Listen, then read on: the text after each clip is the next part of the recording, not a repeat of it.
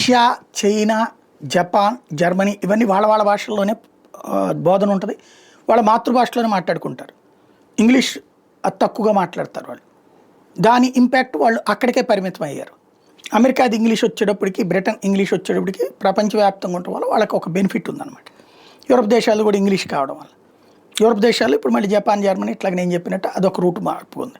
అయితే ఇక్కడ అసలు పాయింట్ ఏంటంటే ఆ దేశాల్లో ఇప్పుడు ఈ గ్రౌండ్ లెవెల్ వర్క్స్ చేసేవాళ్ళు తగ్గిపోయారు. ప్లంబర్ల, ఎలక్ట్రీషియన్ల, మోటా మేస్త్రుల ఇట్లాంటివి అంతా కూడా, కన్స్ట్రక్షన్ సిస్టమ్స్ ఇవన్నీ కూడా, అంటే ఫిజికల్ వర్క్ చేసేవాళ్ళు తగ్గిపోయారు. దాంతో భారత్ నుంచి పిలుస్తున్నారు, తీసుకెళ్తున్నారు. మన వాళ్ళకేమో ఆ ఇంగ్లీష్ రాదు. ఇక్కడ నార్త్ ఇండియా నుంచి వెళ్ళిన వాళ్ళకి హిందీ వస్తుంది, సౌత్ ఇండియా నుంచి వెళ్ళిన వాళ్ళకి వాళ్ళ మాతృభాష వస్తుంది.